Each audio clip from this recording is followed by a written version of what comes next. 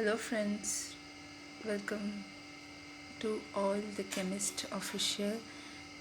We were learning about on previous video we were learning about chemical kinetics. Okay, so we had a brief introduction about what is chemical kinetics, what is the use of chemical kinetics, how it is going to be helpful for us, and what is the difference between the thermodynamics and the chemical kinetics. And from the perspective of thermodynamics, what the thermodynamics tell about the feasibility of reactions, and how this chemical kinetics tell about the rate of the reactions. And chemical kinetics also categorized in macroscopic level, microscopic level. Where in macroscopic level, it's we have to concern about the amount of reactant or amount of product, and the rate of consumption of a reactant, and the rate of a formation of a product. In a molecular level, we must have a concern about mechanism involving orientations, and the start of reactions begin, okay, when the collisions involve. All this we are going to learn, but first we will start with the rate of reaction, in which we will learn about the average rate of a reaction and instantaneous rate of a reactions. Here we begin with the subtopic, which is rate of a chemical reactions. Okay, so some reactions such as ionic reaction occur very fast. For example, precipitation of silver chloride occurs instantaneously by mixing of aqueous solution of silver nitrate sodium chloride. Okay, so what the sentence is talking about, the rate of a chemical reaction is some reaction such as ionic reaction occur very fast. Reaction जैसे ionic reaction काफ़ी fast होते हैं. For example, precipitation of silver chloride occur instantaneously by mixing of aqueous solution of silver nitrate and sodium chloride. तो silver chloride का precipitation तभी होता है instantaneously जब सिल्वर नाइट्रेट जो एक्वेसियस सॉल्यूशन में रहता है उसे मिक्स करते हैं सोडियम क्लोराइड के साथ. On the other hand, some reactions are very slow. For example, rusting of iron in the presence of air and moisture. लेकिन कुछ रिएक्शन जो है काफ़ी स्लो होते हैं, जैसे कि आयरन का रस्ट होना एयर और मॉइस्चर का प्रेजेंस की वजह से. ठीक है. Also they are a reaction like inversion of cane sugar and hydrolysis of starch. और भी दूसरे रिएक्शन है जैसे कि केन शुगर का इन्वर्शन में चला जाना, स्टार्च का हाइड्रोलिसिस में चला जाना, विच प्रोसीड विद मॉडरेट स्पीड. ठीक है. ये जो स्टार्च का हाइड्रोलिसिस में चले जाना, केन शुगर का इन्वर्शन में चला जाना, इनके जो स्पीड है काफ़ी मॉडरेट है. ठीक है, मतलब कम भी नहीं है और ज़्यादा भी नहीं है. Can you think of more example from each category. तो हर कैटेगरी से और भी एग्जाम्पल निकाल सकते हैं क्या. You must be knowing that speed of an automobiles is express in terms of change in the position of distance covered by it in a certain period of time. हमें ये पता रहना चाहिए कि किसी भी ऑटोमोबाइल का जो स्पीड है वो एक्सप्रेस होता है उसके पोजीशन का चेंजेस के टर्म से उसे एक्सप्रेस किया जाता है, या डिस्टेंस का चेंजेस के टर्म में उसे एक्सप्रेस किया जाता है. ठीक है, मतलब कितना टाइम में. ठीक है, एक ऑटोमोबाइल जो है एक जगह से लेके दूसरे जगह तक पहुंच सकता है, या कितने टाइम में एक ऑटोमोबाइल्स कितना डिस्टेंस कवर कर सकता है. तो उस टर्म में ऑटोमोबाइल का स्पीड एक्सप्रेस किया जाता है. ठीक है, और उसी से ही ऑटोमोबाइल्स का वैल्यू पता चलता है. वैसे ही the speed of a reaction और the rate of a reaction can be defined as the change in concentration of a reactant और प्रोडक्ट इन यूनिट टाइम. ठीक है, तो जब भी रिएक्शन का जब स्पीड के बारे में हमें जानना है या रिएक्शन का जो रेट के बारे में जानना है, तो हम उसे एक्सप्रेस करेंगे किस तरीके से. ठीक है, कि कितने टाइम में ठीक है रिएक्शन का रिएक्टेंट का कॉन्सेंट्रेशन चेंज होता है. ठीक है, और कितने टाइम में प्रोडक्ट का कॉन्सेंट्रेशन में चेंजेस होता है. ठीक है, जैसे कि कार कितना टाइम लेता है सर्टेन डिस्टेंस कवर करने के लिए, ठीक है। मतलब 1 सेकेंड में कितना डिस्टेंस कवर करता है, या 1 सेकेंड में कितना कितना मतलब 1 सेकेंड मतलब 1 सेकेंड में कितना मतलब उसका पोजीशन चेंज हो सकता है, 1 सेकेंड में कितना डिस्टेंस कवर कर सकता है। तो रेट ऑफ रिएक्शन में भी यही है कि 1 सेकेंड में, ठीक है, 1 सेकेंड में रिएक्टेंट का कॉन्सेंट्रेशन में कितना चेंजेस हो सकता है, या प्रोडक्ट के कॉन्सेंट्रेशन में कितना चेंजेस हो सकता है, ठीक है। वही हम स्टडी करते हैं रेट ऑफ रिएक्शन में, ठीक है। तो रेट ऑफ रिएक्शन जो है एकदम ऑटोमोबाइल का स्पीड के जैसा पढ़ने जैसा है। जैसे कि हम ऑटोमोबाइल्स किसी कार स्कूटी का, ठीक है, या बाइक का स्पीड हम डिटरमाइन करते हैं कि एक घंटे में कितना डिस्टेंस कवर करता है, या 1 घंटे में कितना वो अपना पोजीशन चेंज कर सकता है। तो वैसे ही रेट ऑफ रिएक्शन में हम स्टडी करते हैं कि 1 सेकेंड में कॉन्सेंट्रेशन जो है रिएक्टेंट का कितना चेंज हो सकता है, या प्रोडक्ट का कॉन्सेंट्रेशन कितना चेंज होता है, वही हम स्टडी करने वाले हैं, ठीक है। तो हमें समझ में आया कि हम जब केमिकल रिएक्शन का रेट के बारे में पढ़ते हैं, ओके, या हम जब रेट ऑफ केमिकल रिएक्शन के बारे में जब सीखना स्टार्ट करते हैं, तो हम क्या जानना चाहते हैं, हम उससे क्या सीखना चाहते हैं कि यही उस केमिकल रिएक्शन में जितने भी रिएक्टेंट का कॉन्सेंट्रेशन था, ठीक है, कितना चेंज हुआ 1 सेकेंड में, या प्रोडक्ट जो फॉर्म हुआ उस प्रोडक्ट के कॉन्सेंट्रेशन में कितने चेंजेस हुए, ठीक है, 1 सेकेंड में, वही हम जानना चाहते हैं, ठीक है। व्हाट वी लर्न, ठीक है, अबाउट रेट ऑफ रिएक्शन। तो रेट ऑफ रिएक्शन जो हम बोलते हैं, rate of reaction first order है, rate of reaction third order है, ठीक है। First order, second order, zero order हम आगे ज़रूर पढ़ेंगे, लेकिन हम बार बार रेट ऑफ केमिकल रिएक्शन, बार बार केमिकल रेट और रेट ऑफ रिएक्शन, ये टर्म्स बार बार हम सीखने वाले के बार बार ये terms rate of reaction, rate of chemical reaction, rate of this reaction, rate of that reaction, okay, rate of chemical reaction, ये बार बार आते रहेगा। रेट ऑफ केमिकल रिएक्शन के बारे में हम जब स्टडी करते हैं, या हम बोलते हैं, या हम केमिकल सॉल्व करते हैं, हम प्रॉब्लम सॉल्व करते हैं, तो हमें ये बात जानना ज़रूरी कि रेट ऑफ केमिकल रिएक्शन क्या है, ठीक है। तो रेट ऑफ केमिकल रिएक्शन जो हम बोलते हैं, जब हम रेट ऑफ रिएक्शन सीखते हैं, तो हम यही सीखते हैं कि उस केमिकल रिएक्शन में जितने भी रिएक्टेंट का कॉन्सेंट्रेशन है वो कितना चेंज होता है उसमें 1 सेकेंड में, या जो प्रोडक्ट फॉर्म हुआ है उस प्रोडक्ट में जितने भी कॉन्सेंट्रेशन है उस रिएक्शन में, ठीक है, तो कितना चेंजेस हुआ, ठीक है, कितना चेंजेस हुआ, ठीक है, 1 सेकेंड में, वही हम स्टडी करते हैं रेट ऑफ रिएक्शन में, ठीक है। फिर और उसी से ही रेट ऑफ रिएक्शन एक्सप्रेस होगा कि कितना चेंजेस हुआ कॉन्सेंट्रेशन ऑफ रिएक्टेंट में पर यूनिट में, या कितना चेंजेस हुआ कॉन्सेंट्रेशन ऑफ प्रोडक्ट में पर यूनिट में, ठीक है। तो उसी से ही रेट ऑफ रिएक्शन एक्सप्रेस होता है, ठीक है। To be more specific it can be express in terms of, तो अगर और स्पेसिफिक जानना है तो एनसीईआरटी ने इसे और अच्छे तरीके से एक्सप्रेस किया है, ठीक है। तो है 1, the rate of decrease in concentration of any one of the reactant, मतलब कोई भी रेट, ठीक है, जिसमें कोई भी एक रिएक्टेंट का कॉन्सेंट्रेशन कम होता है, ठीक है, तो उस रेट में ऐसा केमिकल रिएक्शन का रेट के बारे में स्टडी करते हैं जिसमें उसमें से एक रिएक्टेंट का कॉन्सेंट्रेशन कम होता है, या फिर rate of increase in concentration of one of the product, या फिर कोई भी केमिकल रिएक्शन का रेट हम सीख रहे हैं जिसमें जो प्रोडक्ट फॉर्म हुआ है उस प्रोडक्ट का कॉन्सेंट्रेशन इंक्रीज़ हुआ है, ठीक है।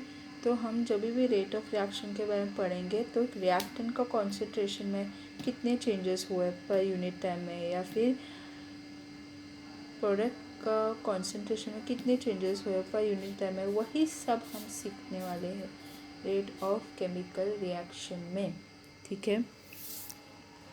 और उसी से ही रेट ऑफ रिएक्शन जो है कंसीडर होगा कि कितना चेंजेस होता है कॉन्सेंट्रेशन ऑफ रिएक्टर में, या फिर कितना चेंजेस होता है कॉन्सेंट्रेशन ऑफ प्रोडक्ट में पर यूनिट टाइम में, और उसी से ही रेट ऑफ रिएक्शन एक्सप्रेस होगा।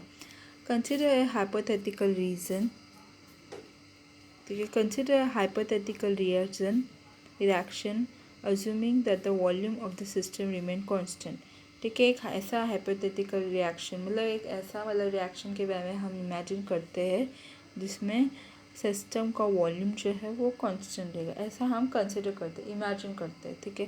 जब भी हाइपोथेसिस आएगा तो समझ जाने का कि ये हुआ नहीं है, ये नहीं हो चुका है, ये हुआ नहीं, हम बस इमेजिन कर रहे हैं, जैसे हम स्टोरी इमेजिन करते हैं, ठीक है। वैसे ही हम किसी भी एक्सपेरिमेंट को भी इमेजिन कर सकते हैं या किसी भी रिएक्शन को भी इमेजिन कर सकते हैं। रियलिटी नहीं, वो रियल रहता नहीं है, और उसको रियल साबित करने के लिए बहुत सारे एक्सपेरिमेंट करने पड़ते हैं, बहुत सारे प्रूफ एविडेंस लाने पड़ते हैं, ठीक है। जब तक कोई एक्सपेरिमेंट या रिएक्शंस, ठीक है, प्रूफ नहीं देता है, एविडेंस नहीं देता, वो एक्सपेरिमेंट नहीं होता है, तब तक ऐसे एक्सपेरिमेंट को या ऐसे रिएक्शन को हाइपोथेटिकल ही कहा जाता है, क्योंकि अभी तक ये रियल में हुआ नहीं है, क्योंकि रियलिटी के लिए, रियल के लिए सबूत चाहिए, प्रूफ चाहिए, इन्वेस्टिगेशन चाहिए, ठीक है। तो हम एक ऐसे रिएक्शन के बारे में इमेजिन करते हैं, मतलब हाइपोथेटिकल रिएक्शन कंसिडर करते हैं, ठीक है। तो एनसीईआरटी ने क्या बताया है, आर कन्वर्ट होता है पी में, आर है रिएक्टेंट, पी है product. One of the reactant R produce 1 mole of the product P. If R1 and P1 are the concentration of R and P respectively at time T1, and R2 and P2 are their concentration at time T2, then, ठीक है, R convert होता है product में, reactant का 1 मोल produce करता है product का 1 मोल को, ठीक है। तो R का कॉन्सेंट्रेशन, P का रिया कॉन्सेंट्रेशन जो है टाइम T1 में, ठीक है, और R2 और P2 ये जो है कॉन्सेंट्रेशन T2 में, डेल्टा T जो है वो है T2 माइनस T1, तो T2 इज़ T2 और माइनस T1, ठीक है। तो डेल्टा R जो है, मतलब डेल्टा R क्या है, ठीक है, डेल्टा R क्या है, change in concentration of reactant, ठीक है, इक्वल टू R2 जो है वो रिएक्टेंट का कॉन्सेंट्रेशन टाइम T2 में, और R1 क्या है, रिएक्टेंट का कॉन्सेंट्रेशन टाइम T1 में। Delta P equal to P2 minus P1, मतलब change in concentration of product, ठीक है, इक्वल टू P2, P2 जो है कॉन्सेंट्रेशन ऑफ प्रोडक्ट, ठीक है, टाइम T2 में, minus concentration of product time T1 में। The square bracket in the above expression are used to express molar concentration, ठीक है। अभी ये जो स्क्वायर ब्रैकेट है ये यूज़ होता है एक्सप्रेस करने के लिए कि ये जो है मोलर कॉन्सेंट्रेशन है, ठीक है, ये मोलर कॉन्सेंट्रेशन है, ठीक है। और मोलर कॉन्सेंट्रेशन जो है वो एक्सप्रेस होता है मोल पर लीटर, ठीक है। मोलर कॉन्सेंट्रेशन हमेशा एक्सप्रेस होता है मोल पर लीटर, मतलब 1 mole of a substance dissolve in 1 liter volume of a solution, this is the molar concentration, ठीक है। तो मतलब 1 मोल ऑफ अ सब्सटेंस जो है डिजॉल्व होता है 1 लीटर ऑफ सोल्यूशन में, ठीक है, तो वो है मोलर कॉन्सेंट्रेशन। और ये जो ब्रैकेट जो है स्क्वायर ब्रैकेट हमेशा मोलर कॉन्सेंट्रेशन को ही एक्सप्रेस करेगा, तो इसका ऐसा यूनिट है कैपिटल M या फिर मोल पर लीटर, ठीक है।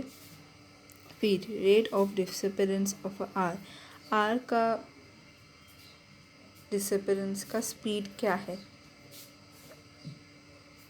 Decrease in concentration of R upon time taken, तो R कॉन्सेंट्रेशन का डिक्रीज होना और टाइम टेकन, ठीक है, तो equal to minus delta R in the square R square bracket R upon delta T, मतलब change in concentration of reactant upon change in time, ठीक है। फिर rate of appearance of P, ठीक है, increase in concentration of product upon time taken, मतलब change अभी देखो ये वाला जो है नेगेटिव है, क्यों है नेगेटिव बताओ, क्योंकि उसमें रिएक्टेंट का कॉन्सेंट्रेशन कम हो रहा है, ठीक है। रिएक्टेंट का कॉन्सेंट्रेशन में चेंजेस हो रहा है, लेकिन वो चेंजेस कैसा है, वो चेंजेस कम हो रहा है, मतलब ऐसा चेंजेस हो रहा है रिएक्टेंट का कॉन्सेंट्रेशन से जिससे कम हो रहा है, जिससे टाइम चेंज होता है। और rate of appearance of P, मतलब increase in concentration of P upon time taken, मतलब पी का ऐसा कॉन्सेंट्रेशन जो बढ़ रहा है जैसे से टाइम चेंज हो रहा है। Since delta R is a negative quantity, as concentration of reactant is decreasing, it is multiplied with the -1 to make the rate of a reaction a positive quantity. देखो चेंज जो है, change किसका, reactant का concentration में, वो negative quantity है, ठीक है, मतलब रिएक्टेंट का कॉन्सेंट्रेशन जो है वो कम हो रहा है, ठीक है। तो इसीलिए उसे -1 के साथ मल्टीप्लाई करेंगे, ठीक है, और रिएक्शन का जो रेट है वो पॉजिटिव क्वांटिटी होगा, ठीक है। फिर equation 4.1 4.2 give about represent the average rate of a reaction RAV, ठीक है। तो जो 4.1 है 4.2 है, ठीक है, वो रिप्रेजेंट करता है average rate of a reaction RAV। RAV जो है average rate of a reaction, average rate of a reaction, ठीक है, average rate of a reaction RAV, मतलब जो rate of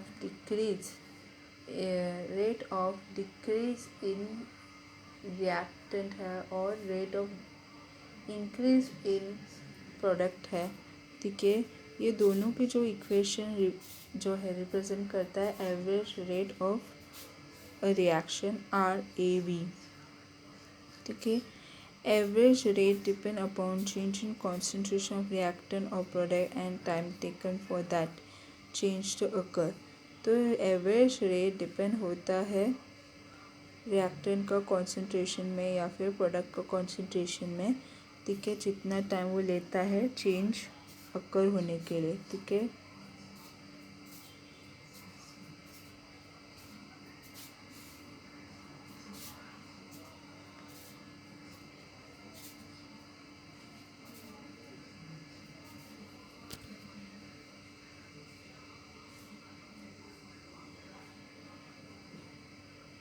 Average rate depend upon change in constant reactant or product and time taken for the change to occur. तो average rate depend होता है reactant या फिर product का concentration के change में, जितना वो टाइम लेता है ये चेंजेस होने के लिए। एवरेज रेट डिपेंड होता है प्रोडक्ट या फिर रिएक्टेंट का कॉन्सेंट्रेशन जिसमें चेंजेस होता है, जितना भी टाइम लेता है चेंज होने के लिए। Average rate depend upon the change in concentration of a reactant और product and time taken for the change to occur. Average rate, ठीक है।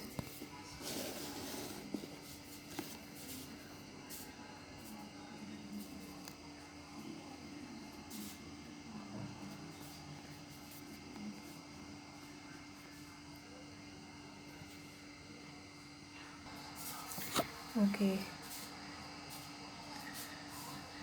Average rate of a reaction क्या है, ठीक है। Average rate depend upon change in concentration और product and time taken for the change to occur. तो average rate depend होता है change in concentration of a reactant और change in concentration of a product and the time taken for that change to occur, time taken for that change to occur। Average rate of depend होता है change in concentration या फिर change in product, ठीक है। ये जो है कितना टाइम लेता है ऐसा चेंजेस होने के लिए, ठीक है, तो वो है एवरेज रेट, ठीक है।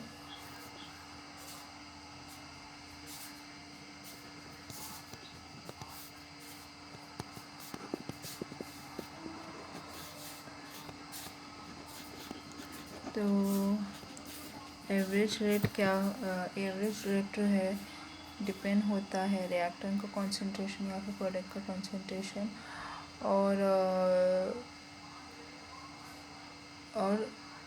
डिपेंड होता है टाइम, वो टाइम जिससे ये सब रिएक्टेंट कॉन्सेंट्रेशन या फिर प्रोडक्ट का कॉन्सेंट्रेशन में जो चेंजेस होते हैं ये सब, ठीक है, उसके लिए कितना टाइम लेता है उसके ऊपर average rate of reaction dependent है, ठीक है। Instantaneous and average rate of reactions.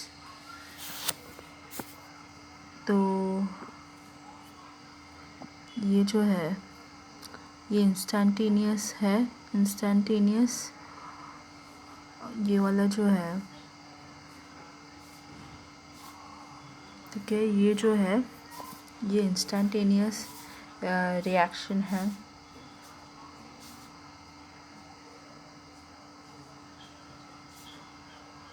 ठीक है। और ये क्या दिखाता है कि जैसे जैसे टाइम बढ़ता है वैसे वैसे रिएक्टेंट का कॉन्सेंट्रेशन कम होते जाता है। और एवरेज रेट का ये रिएक्शन है, ठीक है, ये एवरेज रेट ऑफ रिएक्शन है। और इससे ये पता चलता है कि जैसे जैसे टाइम बढ़ता है वैसे वैसे प्रोडक्ट का कॉन्सेंट्रेशन बढ़ता है।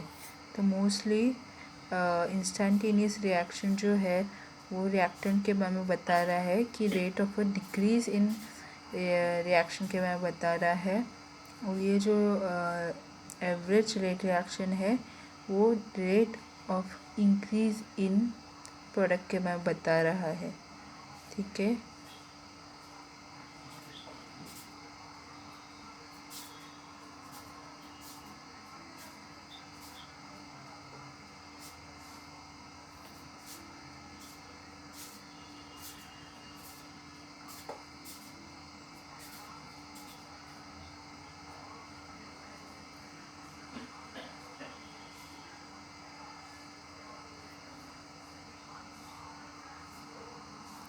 सो हमने ये सीखा कि रेट ऑफ रिएक्शन क्या होता है। रेट ऑफ रिएक्शन में हम ये सीखते हैं कि कितना मतलब रिएक्टेंट का कॉन्सेंट्रेशन में चेंजेस हुआ और कितना प्रोडक्ट का कॉन्सेंट्रेशन में चेंजेस हुआ पर यूनिट टाइम में, ठीक है। तो वो सब एक्सप्रेस करता है रेट ऑफ रिएक्शन को। रेट ऑफ रिएक्शन में हम यही सीखते हैं कि कितना रिएक्टेंट का कॉन्सेंट्रेशन में चेंजेस हुआ पर यूनिट टाइम में या कितना प्रोडक्ट का कॉन्सेंट्रेशन में चेंजेस हुआ पर यूनिट टाइम में, ठीक है। और हमने ये भी देखा कि कॉन्सेंट्रेशन का जो चेंजेस है, मतलब रिएक्टेंट का कॉन्सेंट्रेशन जो कम होता है वो कैसे होता है और प्रोडक्ट का कॉन्सेंट्रेशन में जो चेंजेस है वो कैसे होता है। फिर rate of decreasing concentration of reactant का फॉर्मूला हमने देखा, ठीक है। और rate of increasing and rate of product के बारे में देखा, ठीक है, विद रिस्पेक्ट टू टाइम। और हमने ये सीखा है एवरेज रेट ऑफ रिएक्शन क्या है। एवरेज रेट ऑफ रिएक्शन जिसमें ये जो average rate of reaction depend होता है कि